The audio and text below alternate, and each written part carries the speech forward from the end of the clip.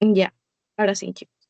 Ya, ya con la grabación puesta, vamos a ver que nos toca ahora lo que es la sesión número 3 del curso de Pato 2.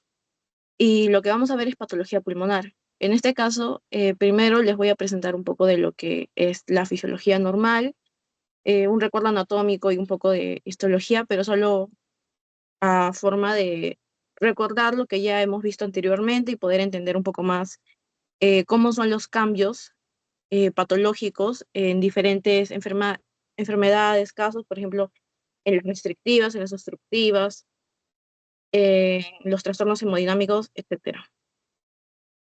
Iniciando con el recuerdo anatómico, vamos a ver que vamos a dividir nuestras vías aéreas básicamente de dos formas, en nuestra vía aérea superior y la vía aérea inferior.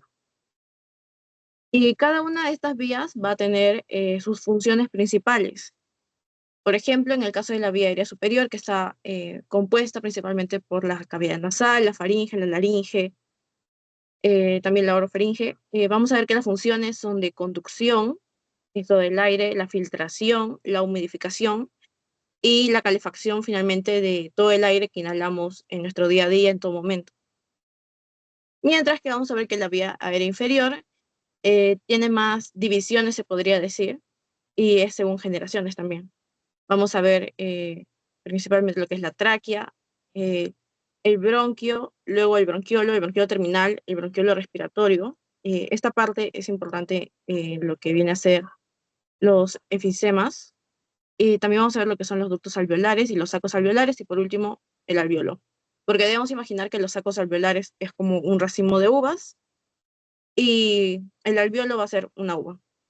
También vemos que cada una de estas áreas de la vía aérea inferior tiene una diferente función, se podría también interpretar. Por ejemplo, tenemos la zona de conducción, compuesta principalmente por la tráquea y el bronquio, luego la zona de transición y la zona respiratoria. Vemos que la zona de transición y zona respiratoria va a estar compuesta por lo que es el lóbulo y el acino, y que vemos que finalmente en la zona respiratoria está lo que sería el lobulillo primario. Pero para entender un poco más esto, eh, vamos a tener en cuenta que las funciones principales de la vía inferior son de conducción e intercambio gaseoso. Entonces, hablando de estas estructuras más pequeñas, vamos a tener lo que es el acino, que va a ser la unidad funcional más pequeña del pulmón, donde va a presentarse lo que es el intercambio gaseoso. También esta se encuentra entre las generaciones aproximadamente 17 a 23. En el caso del lobulillo primario, vamos a ver que va a ser un conjunto de estructuras más distales a un único bronquiolo respiratorio. Por ejemplo, vemos que acá está el bronquiolo respiratorio y la parte distal o más alejada, se podría decir, está por acá el lobulillo primario. En, englobaría esto. Eh, Básicamente conformarían los conductos y los sacos alveolares. Y en el caso del lobulillo secundario, lo que vemos es que va a ser un bloque pulmonar que va a incluir varios acinos. Es decir, va a ser un grupo de acinos básicamente, pero estos van a estar divididos por lo que son los tabiques de tejido conjuntivo. Eh, También vamos a ver que en la parte histológica, lo que más va a resaltar van a ser los neumocitos.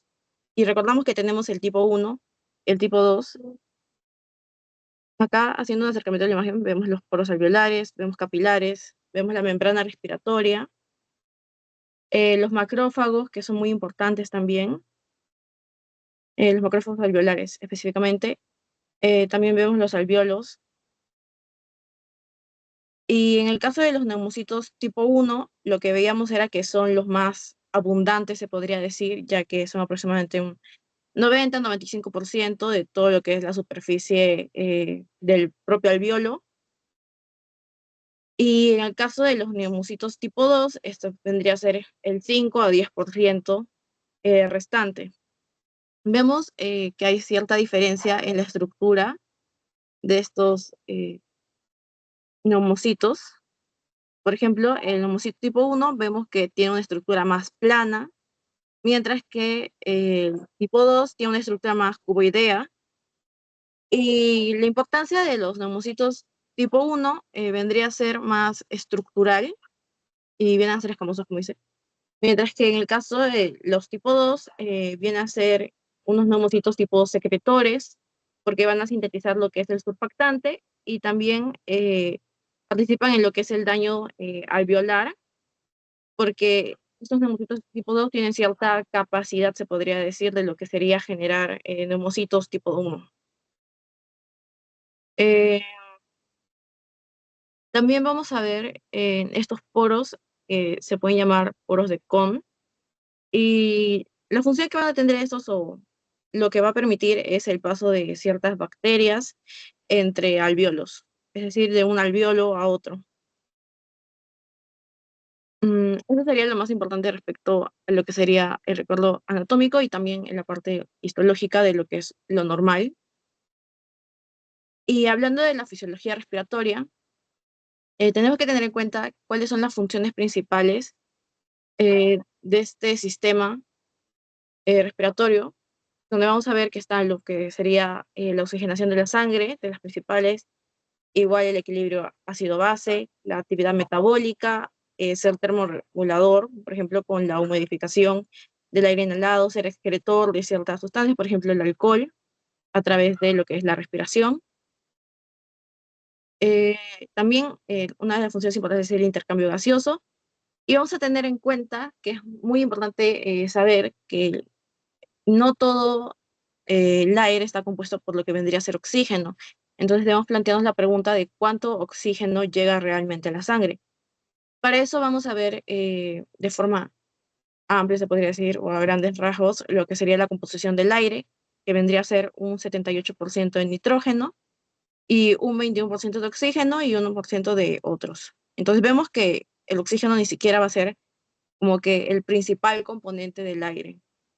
Entonces, si queremos saber cuánta presión de oxígeno, se podría decir, llega aproximadamente a lo que sería la sangre, vamos a obtener primero la presión atmosférica a nivel del mar, siendo la presión total de 760 milímetros de mercurio, pero ya que tenemos que sacar el 21% para saber qué parte de este solo oxígeno, tendríamos como resultado 156 milímetros de mercurio. Pero es importante también diferenciar que este es el oxígeno, se podría decir que estamos inhalando, pero no es la cantidad final que va a llegar a nuestros alvéolos por por las diferentes partes, digamos, de esta ventilación, difusión y perfusión. Entonces, en el caso del oxígeno, vamos a ver que se va a ver alterado o su composición, su cantidad, va a cambiar debido a dos pasos principalmente, se podría decir. Uno vendría a ser la humidificación y el otro vendría a ser la mezcla con el aire alveolar rico en dióxido de carbono. Y finalmente a nuestros alvéolos lo que estaría llegando sería un aproximado de 100 milímetros de mercurio de oxígeno, es decir, no llegan a los 156, se perderían aproximadamente 56 milímetros de mercurio. Entonces, ahora nos planteamos la pregunta de cómo se produce la ventilación pulmonar, que es lo que se va a ver alterada en muchas de estas patologías de este sistema, y en eso debemos plantear las etapas del intercambio gaseoso. Voy a hacerle zoom a la imagen. Escribí en cada etapa como que para que se puedan ubicar y orientar, porque es solo un recordatorio. Y por ejemplo, vemos que en el caso de la ventilación, el aire atmosférico va a ingresar al alvéolo. En la difusión se produce el intercambio como tal por la membrana alveolo-capilar, eh, porque vemos que acá está el alvéolo y acá está el capilar, y imaginamos que esta vendría a ser la membrana, y es por eso que del capilar hacia el alvéolo está yendo lo que sería el dióxido de carbono, y del alvéolo hacia el oxígeno, lo que está ingresando, no, del alvéolo al capilar está ingresando el oxígeno. Entonces, a través de las venas pulmonares, el oxígeno va a llegar a los tejidos y esto vendría a ser la perfusión. Y cuando es el regreso, digamos, para la exhalación, es a través de las arterias pulmonares que llega el dióxido de carbono y el capilar lo lleva hacia el alvéolo y finalmente sale al aire atmosférico. Debemos tener en cuenta que para que se produzca la ventilación, esto se da todo por un gradiente de presión que va a tener una relación de 1 a 2, es decir, la duración va a ser, digamos, la expiración el doble de lo que es la inspiración. ¿Y por qué hablamos de un gradiente de presión? Es porque para que ingrese o se retire el aire, se exhale, se va a necesitar que la presión aumente. Desde donde, o sea, el aire va a pasar de la zona con mayor presión a la zona con menor presión. Por ejemplo, lo que vamos a ver en el caso de la inspiración es que va a ser un proceso activo en el cual se va a utilizar lo que vendría a ser el ATP. Y durante la inspiración, la presión atmosférica es mayor a lo que sería la presión alveolar. Es por eso que permite el ingreso del aire del exterior hacia el interior. Esto además es porque durante la inspiración lo que hacemos es incrementar el tamaño de nuestra caja torácica y a mayor volumen es menor presión. Entonces, como hay menor presión en lo que vendría a ser nuestros alvéolos, es que le permite a la presión atmosférica superar y permitir el ingreso del aire. En cambio, la expiración va a ser principalmente un proceso pasivo en las partes, o bueno, en el área de ya, cuando hablamos enfermedad, patología, sí puede verse alterada esta expiración pasiva. Y vamos a ver lo opuesto a lo que sería la inspiración respecto a las presiones. En este caso, la presión alveolar va a superar la presión atmosférica, porque sabemos que para la expiración se va a presentar una contracción, se podría decir, o se va a encoger lo que sería nuestra caja torácica, y a menor volumen, mayor presión. Y si es que no están comprendiendo muy bien esta parte, les diría que revisen un poco de lo que sería la ley de Boyle. Básicamente con esas imágenes se van a orientar completamente, solo imaginan que es los frascos, las imágenes, vendrían a ser nuestra caja torácica. Y como les decía, la presión alveolar va a superar la presión atmosférica y es por eso que se permite la exhalación del aire. Pero, ¿cuándo vamos a ver un cambio en lo que sería esta ventilación normal compuesta por inspiración y expiración? En el caso de ciertas complicaciones o enfermedades como asma, donde se altera la relación, por ejemplo, ya no va a ser de 1 a 2 en inspiración-expiración, sino va a ser una relación de 1 a 3 a 4, entonces veríamos una expiración prolongada, más alargada. Y en el caso de la obesidad es porque al tener más, digamos, tejido adiposo, lo que va a hacer es causar una opresión o compresión de los músculos ventilatorios y no va a permitir el movimiento adecuado de la caja torácica. Más que nada para lo que vendría a ser la expansión. Ya, chicas. ¿Quedó todo claro hasta esa parte o hay alguna duda? ¿Pueden reaccionar o encender su micro?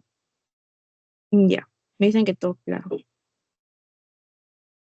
Ya, ahora, chicas, vamos a ver sí lo que es la patología pulmonar y la vamos a clasificar dentro de este tema de diferentes formas, pero vamos a distribuir principalmente lo que serían las eh, patologías obstructivas, restrictivas, la neumoconiosis, los trastornos hemodinámicos, también las malformaciones pulmonares y enfermedades de membrana hialina, pero voy a hablar de las 4 primeras que mencioné, que son, considero, las más extensas y que se deben diferenciar un poco más. Por ejemplo, para lo que sería el examen, tenemos que darle un poco más énfasis a esas. Igualmente voy a mencionar lo de la atelectasia, que es un poco variable, porque si vamos a hablar de atelectasia, vamos a tener como que dos, o sea, son varias divisiones, pero primero vamos a ver lo que son la parte neonatal y la parte adulta, que es la adulta es de lo que vamos a hablar luego.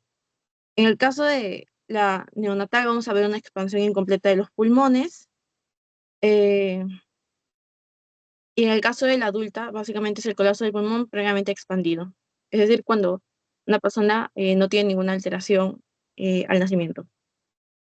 Y si hablamos ya de las atelectasias en los adultos o, digamos, más adquiridas, vendríamos a tener 3 clasificaciones igualmente, que serían por mecanismos de contracción, compresión y reabsorción. Empezando por la contracción, lo que vamos a ver es que en estos casos se va a presentar una fibrosis total o parcial de pleura o pulmón, Y al haber esta fibrosis, ustedes saben que es difícil que se expanda eh, el pulmón de forma completa o de la forma óptima, porque hay un cambio en lo que sería el compliance. En el caso de la reabsorción, lo que vemos es una obstrucción completa de una de las vías respiratorias y se va a caracterizar porque se va a presentar un desplazamiento del mediastino hacia el pulmón atelectásico, es decir, si mi pulmón derecho tiene la atelectasia, se va a desplazar el mediastino hacia la derecha. En este caso, vamos a ver etiologías o causas como podría ser eh, un aumento de lo que serían las secreciones que causaría la obstrucción o también por un motivo, por ejemplo, postoperatorio. Incluso podría ser alguna neoplasia o también lo que vendría a ser cuerpos extraños en caso de niños principalmente, cuando están jugando, suelen meterse objetos a la boca y a veces se puede decir que se lo pasan y entonces eso obstruye todo lo que sería su vía respiratoria. Y en esos casos es principalmente hacia el lado izquierdo, no, hacia el lado derecho. Y lo que sería la atelectasia por compresión, vamos a ver lo que sería la presencia de líquidos en la cavidad pleural.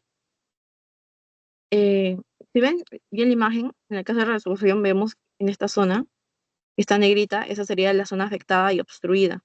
En la contracción vemos que se ha encogido el pulmón.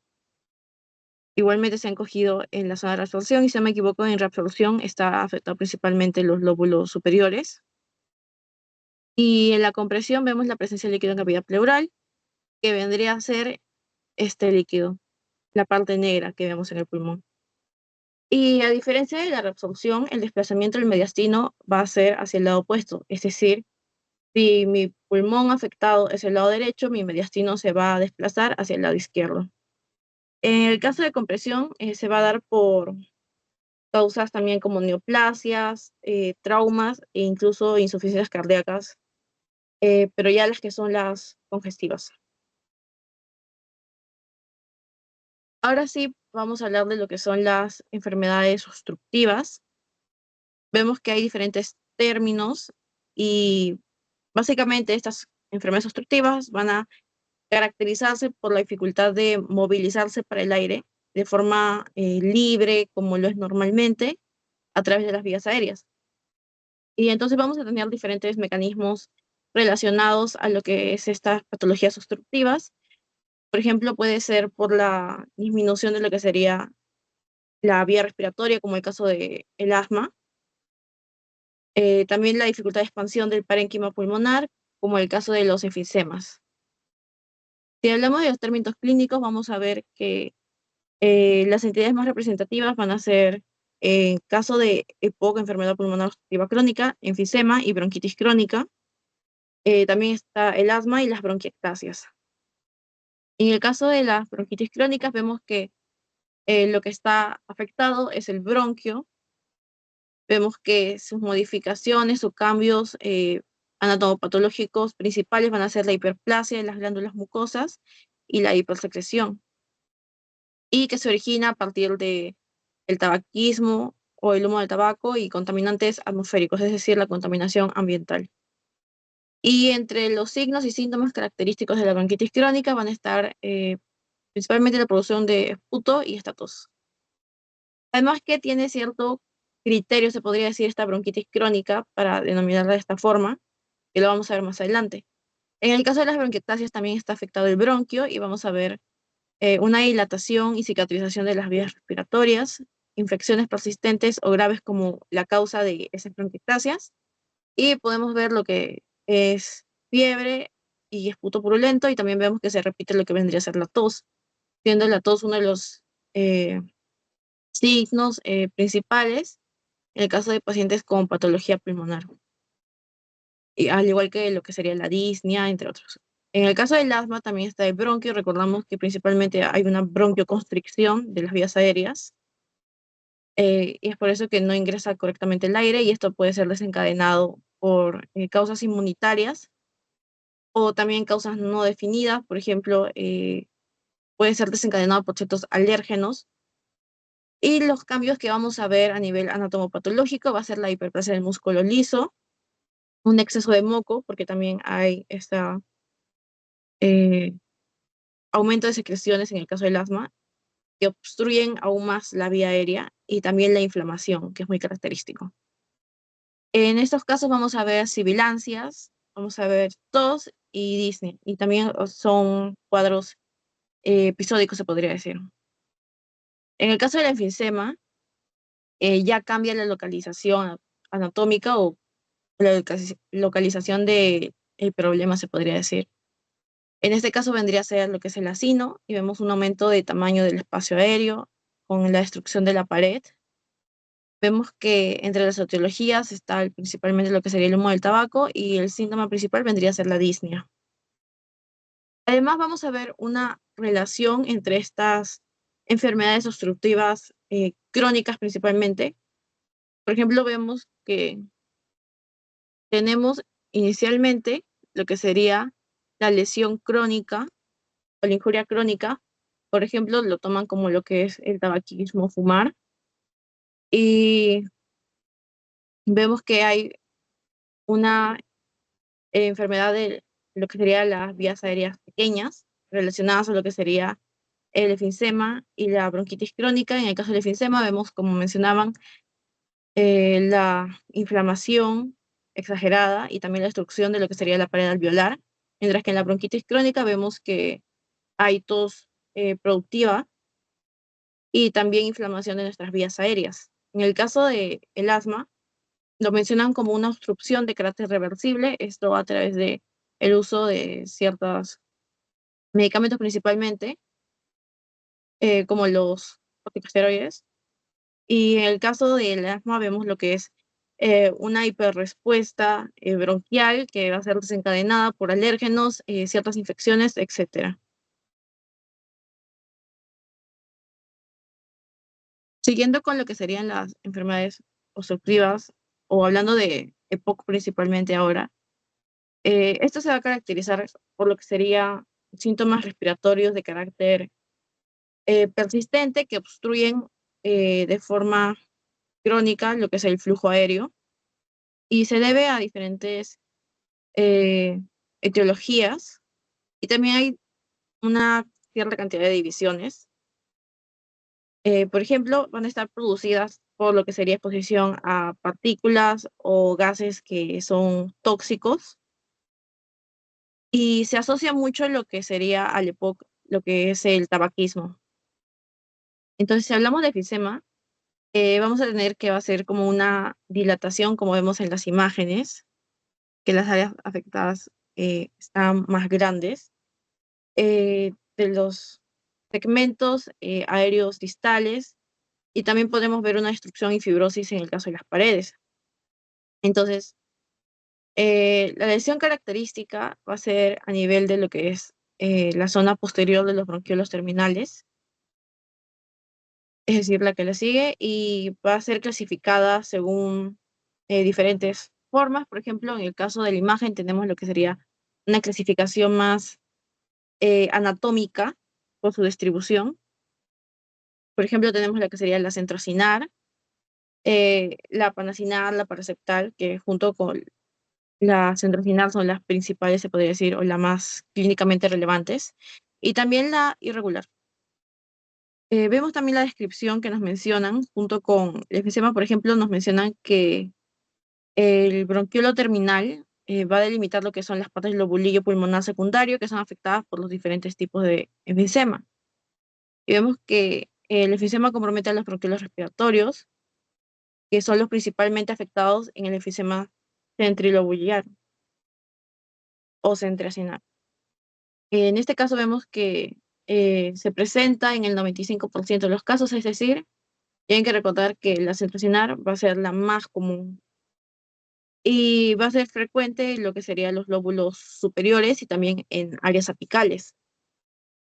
La siguiente sería lo que vendría a ser el paraseptal, o también llamado enfisema acinar distal. En estos casos vemos que los segmentos terminales o más distales del acino van a estar comprometidos, y se aprecia lo que sería una zona aledaña a la pleura. En este caso, vamos a diferenciarlo porque también se presenta en zonas adyacentes a la pleura y es más intenso lo que sería la mitad superior de los pulmones. Se va a relacionar a lo que es un alto riesgo de ruptura y también la presentación de un neumotórax espontáneo. Entonces vamos viendo que acá están los bronquiolos respiratorios afectados, caso de centresinar. En cambio, en la sinar distal o perceptal vemos que lo que está aumentado, se podría decir, serían los sacos alveolares. En el caso del panlobular parasinar, vamos a ver que va a afectar a todo el lobulillo pulmonar, es decir, se va a presentar en lo que son los extremos de los bronquiolos respiratorios y también los alveolos. En el caso del parasinar, vamos a ver que se va a presentar principalmente en la base de los pulmones y se va a agravar con lo que sería el hábito de fumar. Y en el caso del irregular, que creo que lo dice todo con su nombre, vamos a ver un aumento del tamaño de espacio aéreo con áreas de fibrosis, pero también no va a seguir un patrón específico como en los otros casos que solo está afectando una zona o está afectando todo de forma global. Entonces, en este irregular vamos a ver que afecta a diferentes segmentos del lobulillo, pero no llega a ser total, y se presenta en focos pequeños en la mayoría de los casos, y no es significativamente clínico, se podría decir. Entre los otros tipos de enfisema, vamos a tener lo que sería por hiperinsuflación compensadora, que es cuando se presenta esta insuflación o este enfisema debido a una respuesta por una pérdida del parénquima.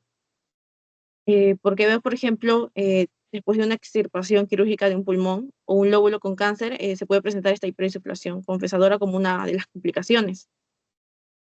En el caso de la obstructiva, vamos a ver que está asociado a cuerpos extraños, es decir, por eso se dice obstructiva. Y también en la obstructiva nos mencionan un caso aparte, se podría decir que es en lactantes, por hiperinsuflación lobular congénita. En el caso del enfisema bulloso, que es lo que vemos en la imagen de al lado con fondo negro, viene a ser cuando se forman unas bulas de gran tamaño. Estas son las bulas. Y en este caso se van a ubicar en lo que son las zonas subpleurales y también en la zona apical. Y puede estar relacionado a lo que sería tuberculosis o lesiones causadas por esta, pero ya cicatrizadas, es decir, cuando ya pasó la tuberculosis, básicamente. Y también puede estar asociado a un neumotórax. Y por último, el enfisema intersticial, que vendría a ser cuando ingresa el aire a lo que sería parte del tejido conjuntivo, del pulmón, mediastino o tejido subcutáneo. Y se puede originar eh, por desgarros a nivel de los alveolos o también por un aumento de la presión dentro del alveolo, por ejemplo, cuando uno está con tos. Y en la imagen del lado principalmente muestra lo que serían las dos formas o los dos patrones más significativos, más clínicamente significativos en lo que sería el enfisema, que sería el centrosinar y el panasinar. Ya. Igualmente en el enfisema debemos mencionar que se dan por diferentes mecanismos, pero estos también pueden estar asociados entre sí. Por ejemplo, tenemos lo que sería lesión tóxica e inflamación, que eso claramente vendría a ser asociado al humo del tabaco, y eso va a dañar junto con otros gases que puedan ser inhalados o ciertas partículas, lo que sería el epitelio respiratorio, y van a causar la inflamación que se menciona, eh, atrayendo lo que sería las células epiteliales, macrófagos, que van a liberar estos mediadores inflamatorios, y también eh, factores quimiotácticos que van a ampliar o van a hacer mucho más grande lo que sería todo este proceso inflamatorio. Y esta lesión tóxica de inflamación lo que va a causar son cambios a nivel estructural de este parénquima.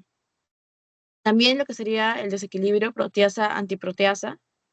En este caso, lo que vemos es que se liberan básicamente las proteasas que degradan los componentes del tejido conjuntivo, pero hay una mm, deficiencia de lo que serían las antiproteasas. Es decir, al haber una deficiencia de antiproteasas, no hay como un límite o alguien que detenga estas proteasas de degradar el tejido conjuntivo.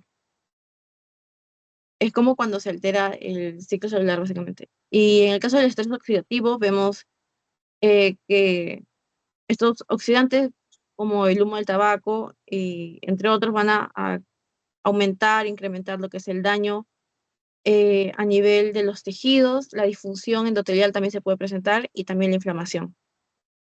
Y por último, la infección es porque hay infecciones de carácter bacteriano o de carácter viral que van a exacerbar, es decir, no necesariamente van a ser la etiología como tal, sino van a exacerbar, agravar eh, las enfermedades existentes, en este caso el efisema.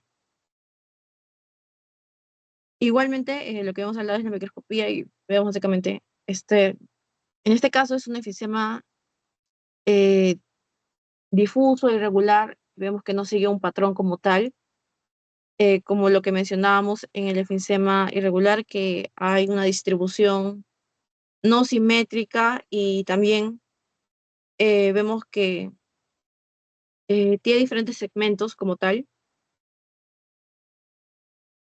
Ya, siguiendo con lo que sería la bronquitis crónica, como les mencionaba, hay un criterio, se podría decir, para llamarlo de esta forma o considerarlo de esta forma, denominarlo, que sería que la tos sea constante, con producción de esputo durante un mínimo de 3 meses y por los años consecutivos. Es decir, es como que yo este año tenga una tos con esputo durante 3 meses y el próximo año igualmente lo presente, porque a veces se ve agravado por ciertas estaciones o ciertos cambios.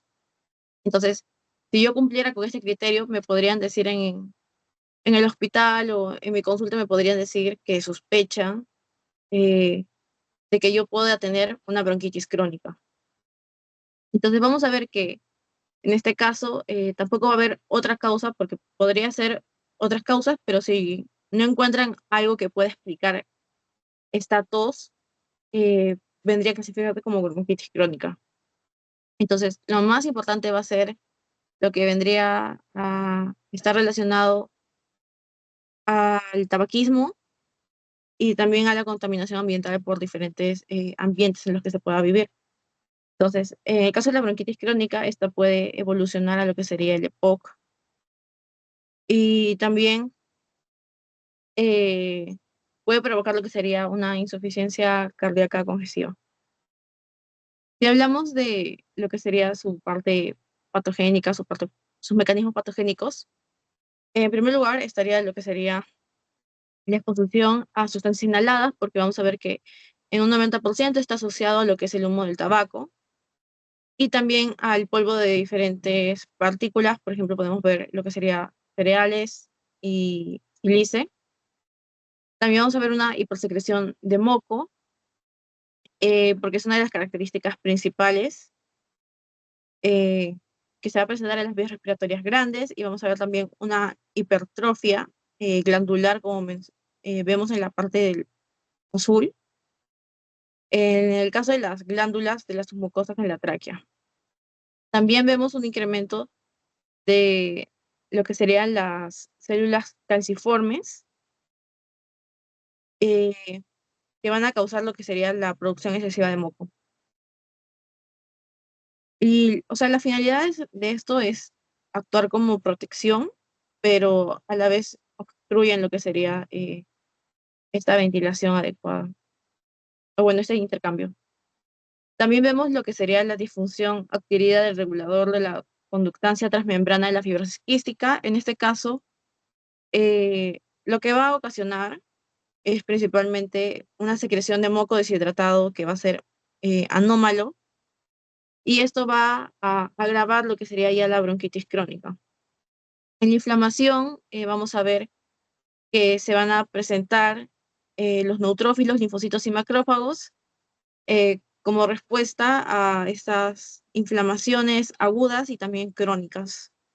Y en el caso de la infección va a actuar, como habíamos mencionado, más para las reagudizaciones y va a afectar lo que es el mantenimiento o la estabilización del paciente. Si vemos las características ya patológicas como tal en la imagen, lo que se va a presentar en el caso de la bronquitis crónica va a ser una hiperemia, una tumefacción y un edema a nivel de las mucosas, la secreción de moco purulenta excesiva, la hipertrofia glandular que les había mencionado, también en algunos casos hay metaplasia escamosa y displasias, y el estrechamiento bronquiolar. Luego seguimos con lo que vendría a ser las bronquiectasias. En este caso, las bronquiectasias van a ser una dilatación de los bronquiolos y también de los bronquios, principalmente dada tras una infección que ha provocado diferentes cambios y daños al tejido muscular y elástico.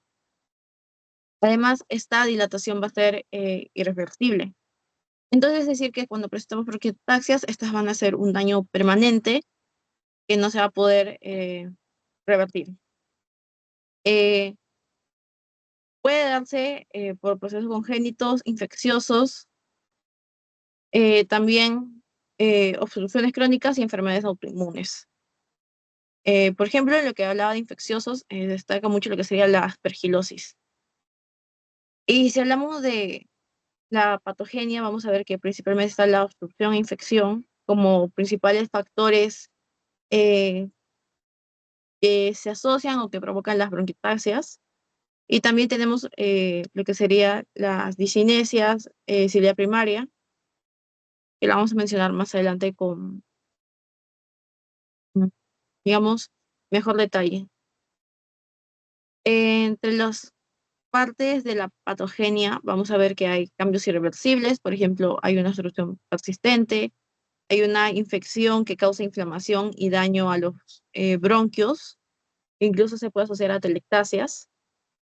Vamos a ver que usualmente va a afectar a lo que son ambas bases y va a ser más severo en zonas distales.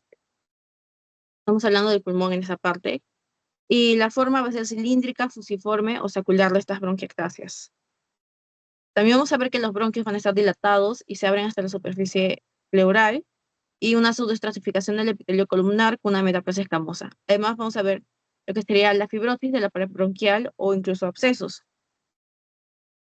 Eh, Respecto al mecanismo de infección, vamos a mencionar que estos se dan principalmente por el efecto en lo que sería el aclaramiento de las vías respiratorias y se va a asociar a lo que sería también una forma grave asociada a fibrosis quística. En el caso de la disinesia ciliar primaria, esta va a ser una enfermedad de carácter autosómica recesiva y vamos a ver que se debe a defectos, como dicen, en las proteínas motoras ciliares. Por ejemplo, lo que vendría a ser la dineína. Entonces, eh, algunos de estos pacientes con estos defectos, se podría decir, también van a tener lo que sería anomalías parciales asociadas a esta misma bronquiectasia y también sinusitis. Y otro punto que no mencioné como tal sería la parte de la aspergilosis broncopulmonar alérgica, que se presenta en algunos pacientes y se asocia a estas también bronquiectasias. En la esquina podemos ver que se menciona lo que sería el Haemophilus influenzae 50% y Pseudomonas aeruginosa 12 a 30%. ¿Con qué me refiero a esto? Me refiero a que en estos pacientes con bronquiectasia se va a encontrar un alrededor del 50% en los cultivos de Haemophilus y un 2 a 30% de los cultivos de Pseudomonas aeruginosa. Mm, ya, chicos. Y por último, en las obstructivas, si no me equivoco, es el último, sería el asma. Vamos a ver que en la parte clínica de esta asma vamos a ver que están las sibilancias, la disnea, la presión torácica y la tos que se da principalmente en el caso de las mañanas. Esta va a ser una enfermedad, como ya sabemos, crónica del aparato respiratorio y se va a caracterizar por nuestras vías aéreas que van a tener una hiperreacción a los alérgenos, por ejemplo, con una respuesta broncoconstrictora de los bronquios. Entonces, vamos a ver que eso se presenta en respuesta a uno o más factores predisponentes o que van a desencadenar esto como los alérgenos, un ambiente tal vez frío, húmedo. También ante el ejercicio, algunas personas, el asma puede llegar a ser limitante eh, cuando realizan actividad física y tienen que tener mucho cuidado. Y también puede asociarse a lo que sería estrés a nivel emocional en muchas personas.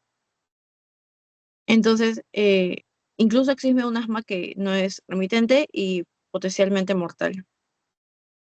En la clasificación de los tipos de asma, vamos a ver que vamos a tener la asma atópica, que en este caso está una reacción de hipersensibilidad mediada por IgE tipo 1 y comienza por lo general en lo que sería la niñez, la infancia, y se desencadena por alérgenos.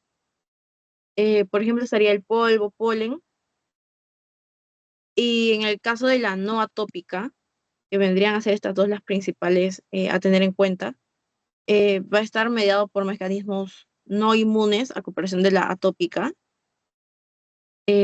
como va a ser el uso de aspirina, infecciones virales, también el frío, el estrés, el ejercicio, es decir, las causas que no estarán asociadas a un alérgeno. Entonces, en este caso no hay una sensibilización como tal y vemos que hay, ¿cómo decirte? Otros desencadenantes, como puede ser el humo del tabaco y el dióxido de nitrógeno. En el caso del asma medicamentosa, sí, eh, es claro que hablamos de fármacos o medicamentos, como el caso de AINES, que puede presentar también urticaria, y también podemos hablar en ese caso del ácido acetil salicílico, que no es muy frecuente en el asma medicamentosa, si no me equivoco, pero no está de más mencionarlo. Y en el caso del asma ocupacional, está causada por la exposición laboral, es decir, gente que trabaja en fábricas, por ejemplo, de harina, relacionadas a harinas, que está muy cerca a químicos de forma constante y también polvo, por ejemplo, las personas que trabajan en los servicios de limpieza, es muy complicado para ellos teniendo asma. Los cambios que vamos a ver en este caso por el asma va a ser, por ejemplo, una hiperinsuflación. En este caso, se va a tener áreas pequeñas de atelectasia y también es una causa eh, de muerte por asma cuando esta es grave, aguda. También están los tapones mucosos que como vemos menciona que son oclusivos, pueden tener incluso epitelio desprendido y por lo regular estos tapones van a ser firmes y espesos. En el caso de los espirales de Kurtzman, vamos a ver que estos van a ser, digamos, característicos o vamos a hablar de ellos cuando estamos eh, hablando de lo que sería asma atópica, porque se van a presentar en lo que sería las muestras de esputo o también el lavado bronquial alveolar de pacientes con esta asma atópica y puede ser consecuencia de algunos tapones de moco. En el caso de los cristales de Charcot-Leyden, vemos que se puede encontrar igualmente en el lavado bronquial alveolar y el esputo, y van a estar formados por lo que sería la proteína derivada de eosinofilia galectina 10.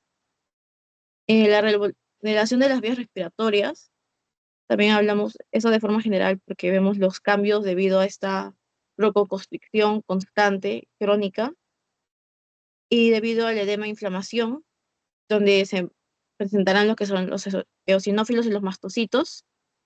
También tenemos un incremento en la cantidad de glándulas submucosas y también de células calciformes. Y por último, la hipertrofia del músculo de la pared bronquial, que eso sería parte de la remodelación de las vías respiratorias. Mm, Ya, chicos, antes de pasar a las enfermedades restrictivas, ¿hay alguna duda con la parte de las enfermedades obstructivas?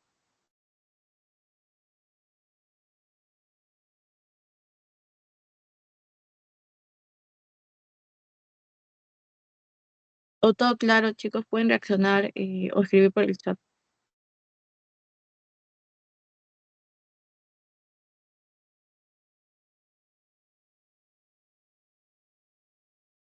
Mm,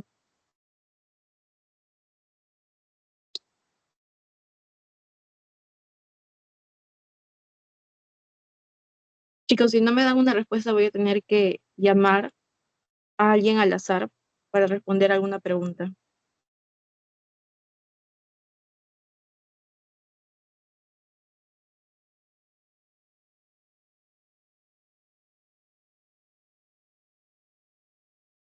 Ya, a ver, voy a llamar a alguien.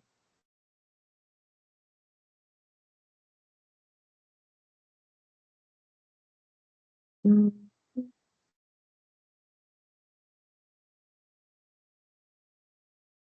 Ya, a ver, Cindy, ¿te encuentras presente?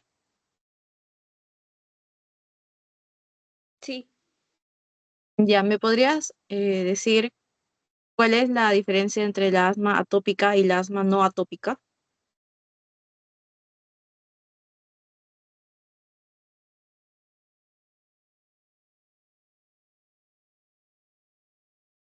creo que era por los síntomas. Mm, Más asociado al origen. Ya, a ver, yo te voy a decir que una está causada por una reacción de hipersensibilidad de tipo 1. ¿Cuál sería la atópica o la no atópica? ¿Me dijiste asociación a tiroidea? No, hipersensibilidad de tipo 1. ¿Estaría en el caso de la atópica o no atópica? La atópica, que es la Ah, alérgica, ¿no? sí, la alérgica es la atópica. Y la no atópica, ¿cuáles son los desencadenantes? Creo que era por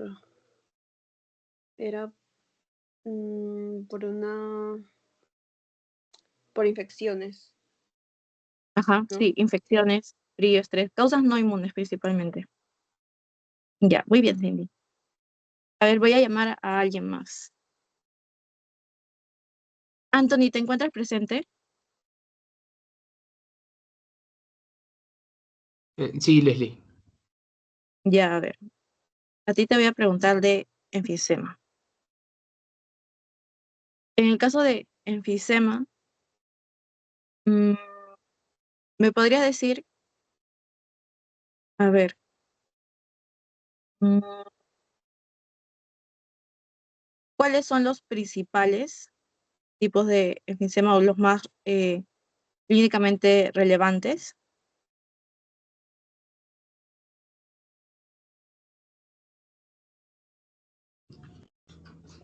El intersticial y el bulloso.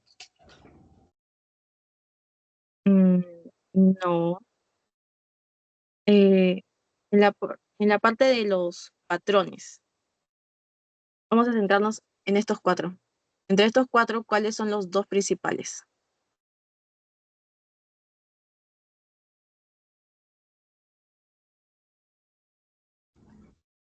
El proximal y el paracinar. Sería el proximal y el paraseptal. Esos son los principales. Recordando que el proximal está afectado a lo que serían el bronquiolo respiratorio y en el paraseptal lo que serían los sacos alveolares. Ya. Entonces sí están presentes, chicos. Voy a seguir con la parte de las enfermedades restrictivas. Si tienen alguna duda, me lo pueden escribir por el chat o, o levantan la mano, chicos, porque así voy a estar haciendo algunas preguntas por ahí. Igualmente les compartí el material para que puedan seguirlo a la par. En el caso de las enfermedades restrictivas, lo que vamos a ver es que se van a caracterizar principalmente por la falta de distensibilidad. Y debido a esta falta de distensibilidad, lo que vamos a ver es que hay una menor capacidad respiratoria. Vamos a tener dos mecanismos principales, chicos, que van a ser las alteraciones a nivel de la pared torácica. Por ejemplo, les había mencionado lo que sería la obesidad. También puede haber deformaciones en el tórax. Y otra causa es el polio, pero el polio ya no es tan frecuente ahora. También están los que son los procesos inflamatorios e infiltrantes crónicos. Por ejemplo, puede ser la neumoconiosis, pero eso lo tomaremos como un punto aparte. Y también la fibrosis intersticial, que esta podemos tener, por ejemplo, la fibrosis pulmonar idiopática o la que tiene un patrón usual.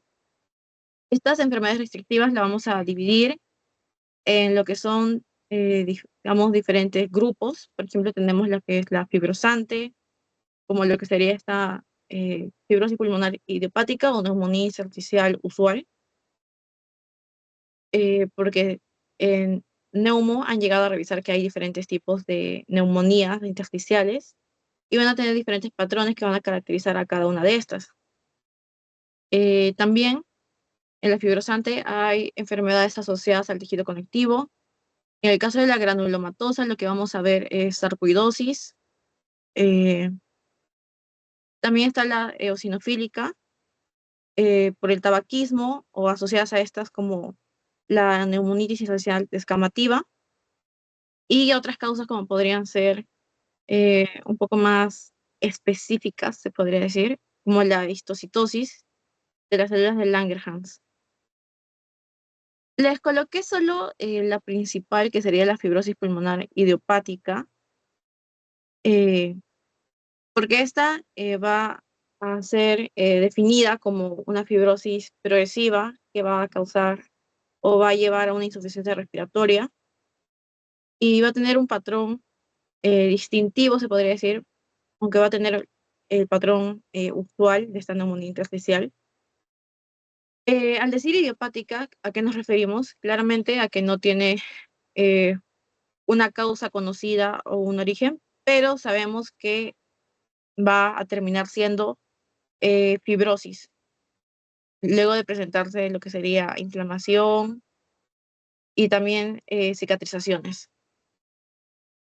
Entonces, vamos a ver que existen factores ambientales que pueden asociarse a un riesgo de provocar una lesión epitelial de forma persistente y también que la activación de fibroblastos intersticiales en respuesta a señales de peligro emitidas puede ser otros factores que dañen este epitelio.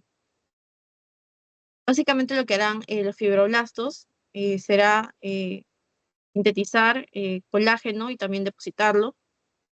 Y ya sabemos que cuando aumenta el colágeno se presenta la fibrosis. En este caso vamos a ver que la fibrosis va en relación a lo que sería el tiempo de lesión, es decir, entre hay un mayor tiempo, hay una mayor fibrosis, es decir, no vamos a ver igualmente a una persona que tenga un año desde que empezó la fibrosis a una persona que tenga 20 años, no es comparable.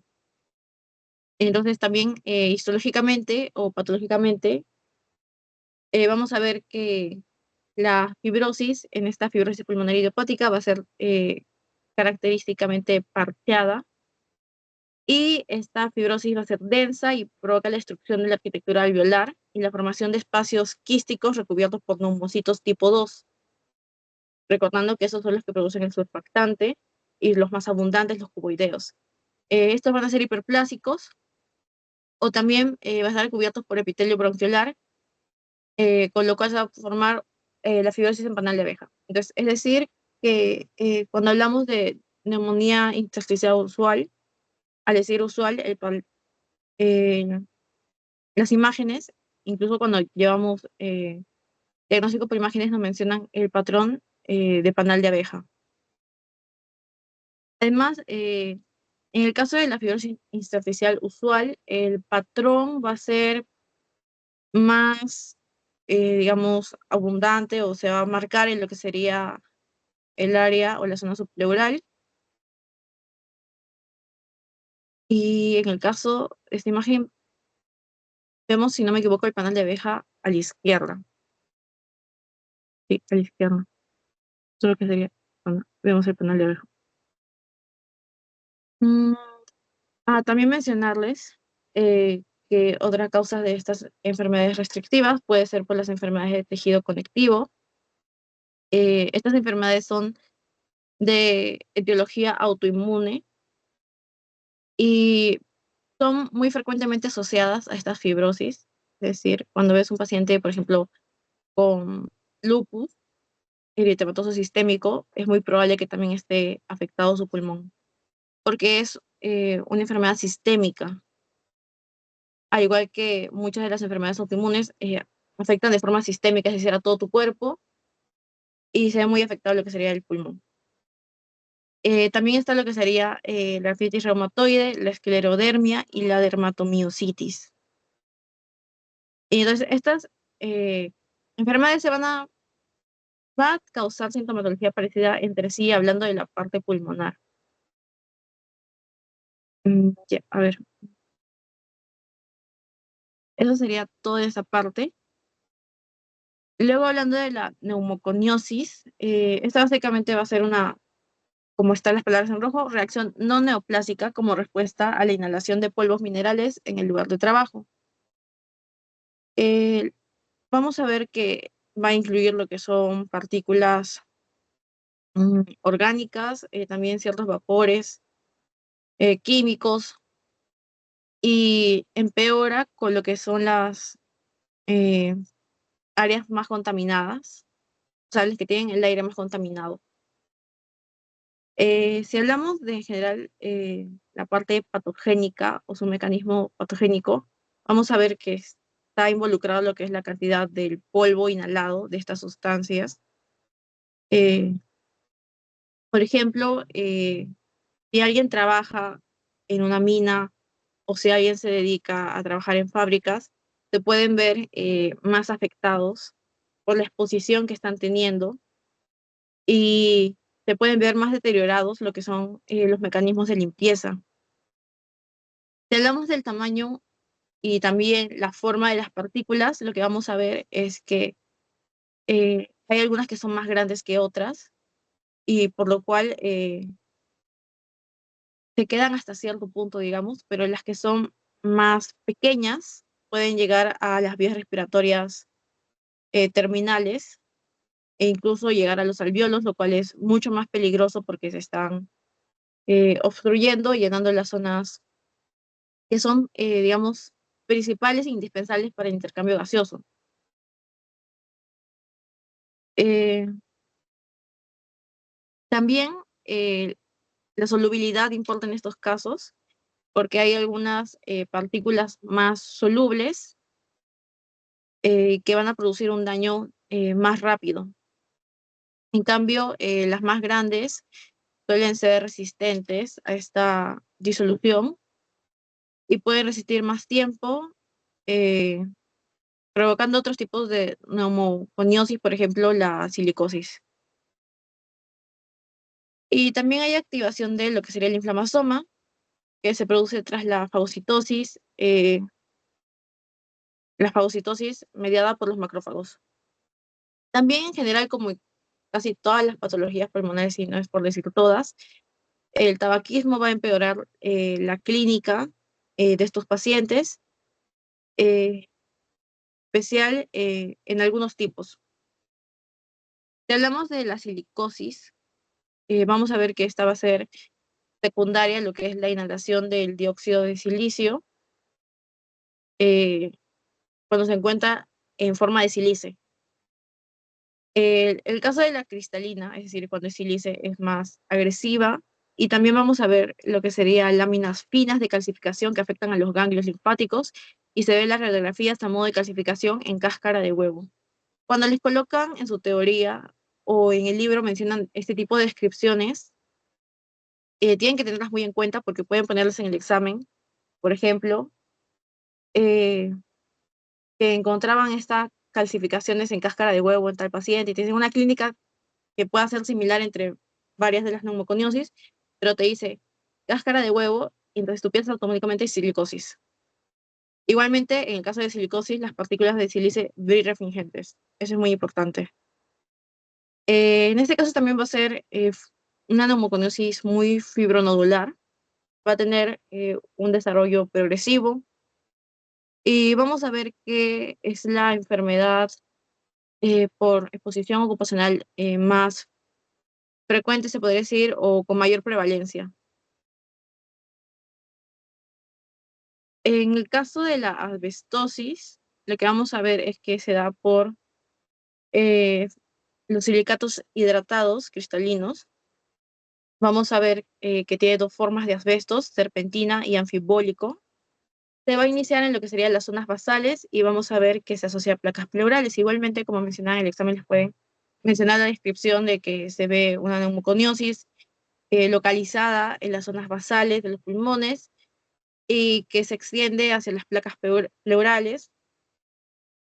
Y les pueden dar una clínica similar a cualquiera, pero van a ver estas características que les van a decir esa asbestosis, entre otras características que les puedan mencionar.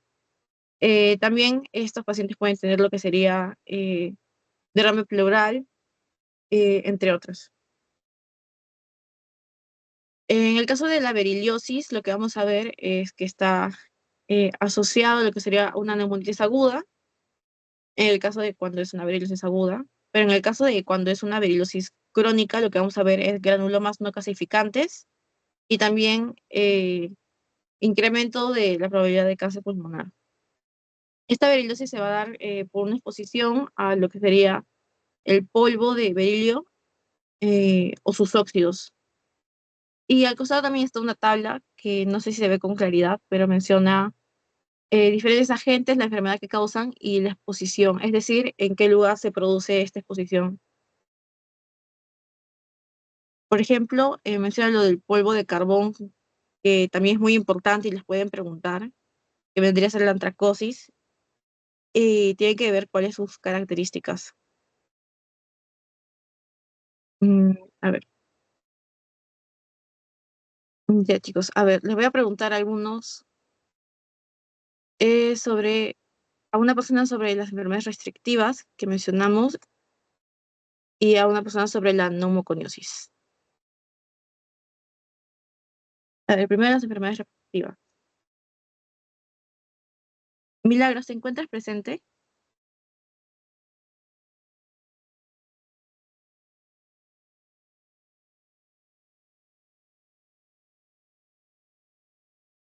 Milagros.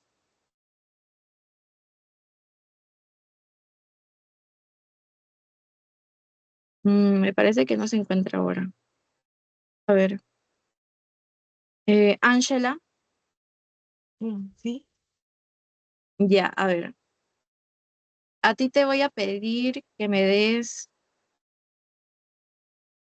mm, a ver, una causa de las alteraciones de la pared torácica y una causa de los procesos inflamatorios e infiltrantes crónicos. O bueno, una asociación a cada uno de esos procesos.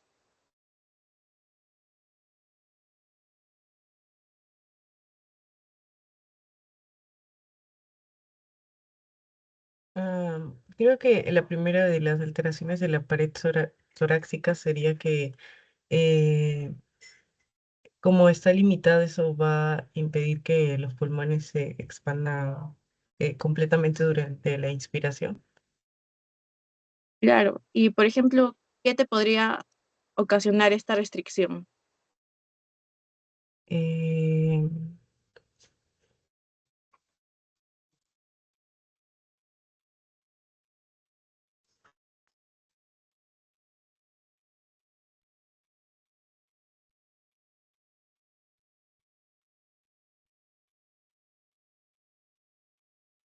Hay algo que es frecuente, digamos, cuando una persona está muy subida de peso, la como obesidad. Y también dijo creo que el derrame pleural.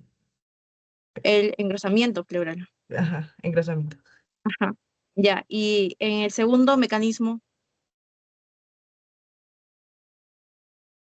¿Te acuerdas de algún proceso inflamatorio o infiltrante? Por ejemplo, alguna de las enfermedades que acabamos de mencionar.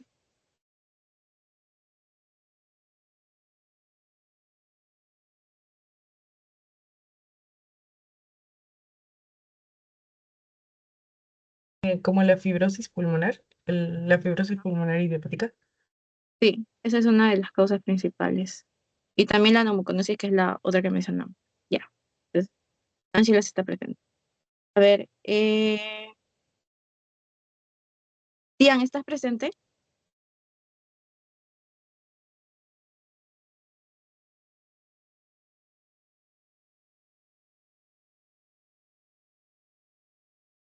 Tian.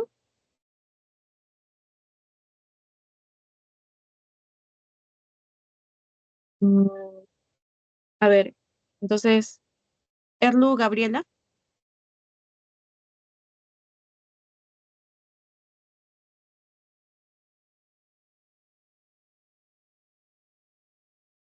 Ay, están presentes, chicos.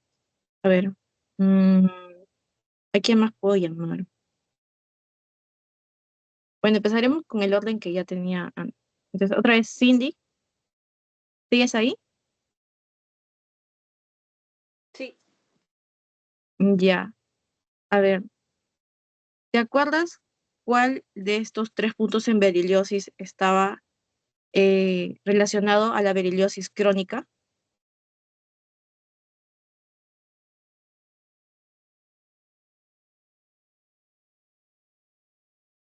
¿a qué te refieres?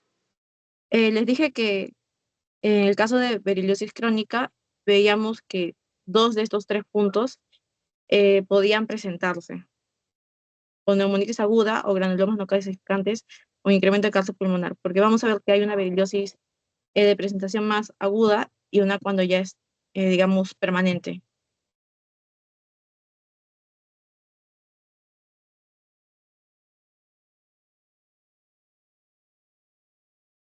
¿Como a fibrosis pulmonar? Tienes que decirme solo de estos tres puntos, ¿cuáles dos se asocian a la forma crónica de la beriliosis? No, no recuerdo. A ver, ya. Anthony, ¿tú recuerdas cuáles son las formas que se asocian a la beriliosis crónica? Los granulomas no calcificantes e incremento de cáncer pulmonar. Sí, los últimos dos. Igualmente lo podemos recordar, chicos, porque como el primero nos dice neumonitis aguda, podemos descartarlo, a que no sería en la parte de la forma crónica. Ya, muy bien, sí están presentes. Eh, ya, seguimos con la parte de los trastornos hemodinámicos. Acá vamos a ver lo que es el edema pulmonar, también la hipertensión pulmonar, y me parece que los embolismos, ya sea por trombos o causas que no sean trombóticas. Para eso les voy a pedir que vayan recordando o averiguando cuál es la triada de Virchow, que eso lo voy a preguntar en la parte de lo que sería el tromboembolismo pulmonar. Y también que vayan recordando lo que vendría a ser eh, las causas de incremento de la presión hidrostática y la disminución de la presión oncótica. Eso lo veremos ahora en la parte de edema. Entonces, en el edema pulmonar o los trastornos hemodinámicos primero, vamos a ver que pueden haber disturbios a nivel hemodinámicos que van a ser más asociados a un edema pulmonar cardiogénico, y también vamos a ver lo que sería una injuria microvascular por incremento de la permeabilidad capilar. Ahora sí, si hablamos solo de edema pulmonar, vamos a poder clasificarlo de tres formas, principalmente edema hemodinámico, edema por injuria microvascular y edema de origen indeterminado. En el caso, cuando hablamos de edema de pulmón, hablamos de lo que es un líquido intersticial de forma excesiva en lo que sería a nivel de los alvéolos, a consecuencia de diferentes causas, como mencioné, Y lo que vemos como resultado es una lesión a nivel microvascular. En el caso del hemodinámico vamos a tener principalmente dos causas, se podría decir, porque se va de forma general a acumular en lo que sería las regiones basales de forma inicial, porque es como que decir que el agua cae, ¿cierto? No va a permanecer únicamente arriba. Y se va a presentar principalmente en casos de insuficiencia cardíaca congestionada del lado izquierdo. Y vamos a ver lo que sería también pulmones pesados, húmedos. En ese caso, cuando ya vemos que el edema está llenando lo que sería la parte basal de los lóbulos inferiores, vemos que incrementa lo que sería la presión y también que los capilares alveolares van a estar ingurgitados. Y también vamos a ver un material que va a ser rosa pálido, incluso puede verse granulado. También vamos a ver lo que son microhemorragias, como vemos en lo que sería la imagen, y macrófagos cargados de hemosiderina.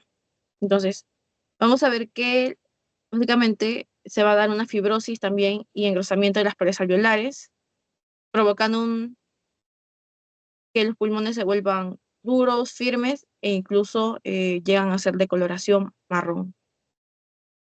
Ya, ahora sí. En la clasificación de las causas de este edema hemodinámico, a ver, ¿alguien me puede decir una causa del incremento de la presión hidrostática?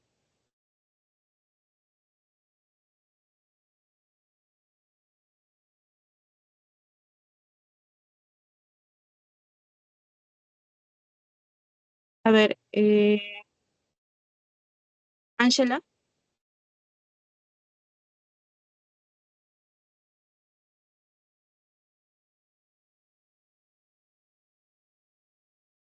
o Anthony, que creo que son los que estaban presentes. ¿Alguno recuerda alguna causa o de la disminución de la presión oncótica?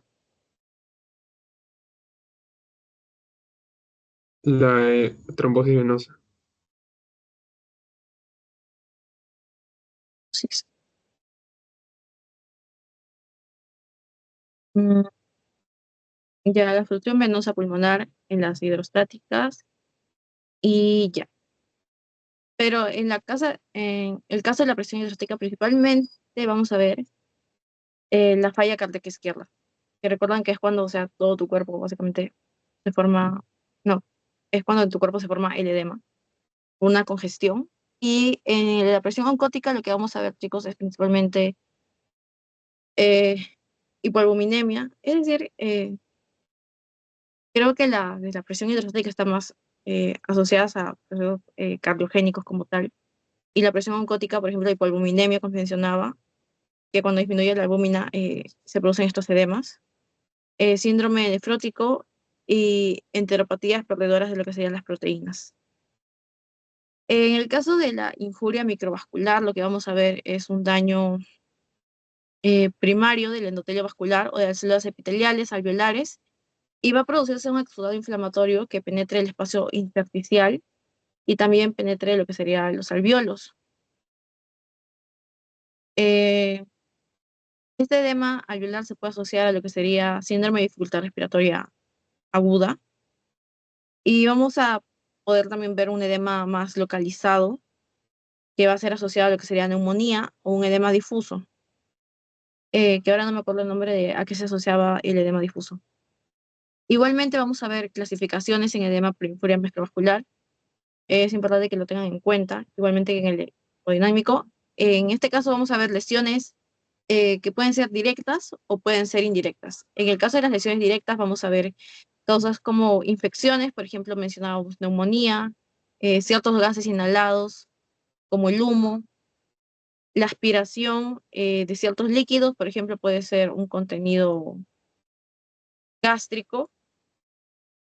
Y en el caso de la lesión indirecta lo que vamos a ver es una asociación a los fármacos. Por ejemplo, está lo que sería el- la anfotericina B. También está lo que sería la blomicina usada en quimioterapia, entre otros. También el uso de ciertas sustancias como por ejemplo sería heroína, cocaína, están asociados a esta lesión indirecta. Y vemos que también nos mencionan el síndrome de respuesta inflamatoria sistémica, que esta está asociada a lo que vendría a ser la sepsis, quemaduras, pancreatitis y un traumatismo grande que se encuentre extendido. A ver. Ah, ya, me faltaba el edema de origen indeterminado. En este caso, básicamente va a ser o neurogénico o debido a grandes alturas. Sí, neurogénico debido a grandes alturas y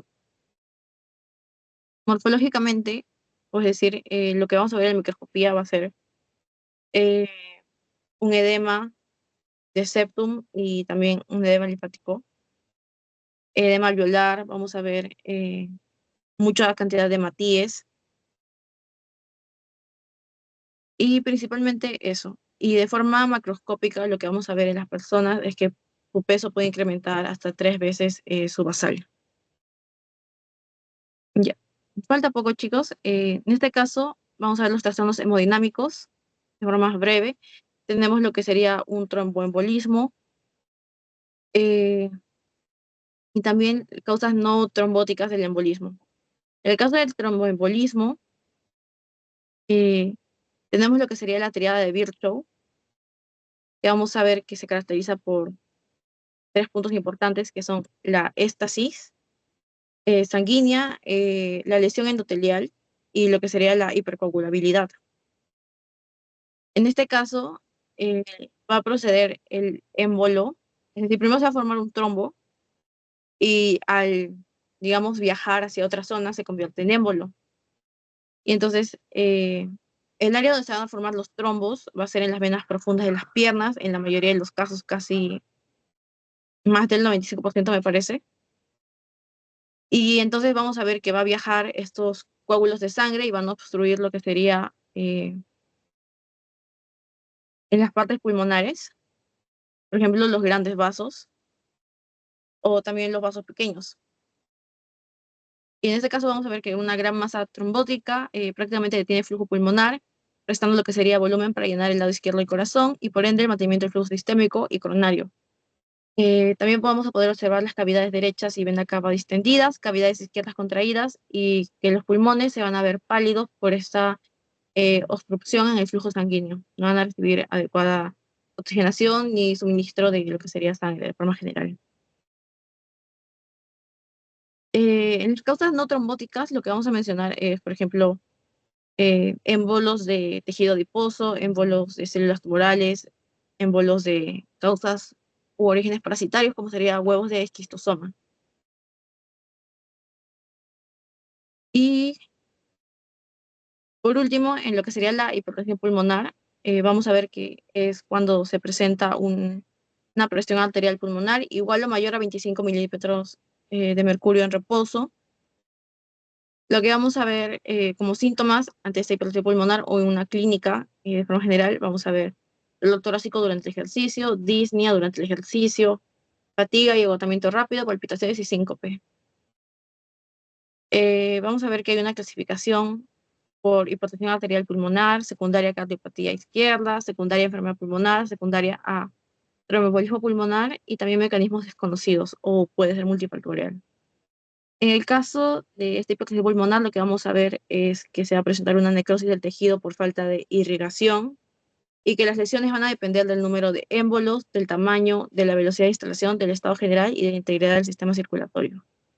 Las enfermedades asociadas a esta hipertensión pulmonar van a ser enfermedades pulmonares obstructivas y crónicas, van a ser también los antecedentes de cardiopatía adquirida o congénita, tromboembolia a repetición que se da en algunos pacientes, enfermedades autoinmunes, apnea obstructiva de sueño y la idiopática, que en un 80% vamos a ver que tiene lo que sería una base genética, que sería autosómica dominante, en el gen que sería el BMPR2, este gen va a ser el mutado en la causa idiopática. Y eso sería todo, chicos. No sé si tienen alguna duda sobre esta última parte o si todo quedó claro para poder terminar con lo que sería la clase.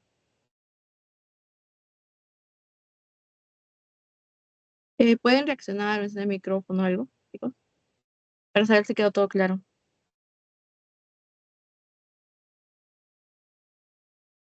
Ya, parece que sí.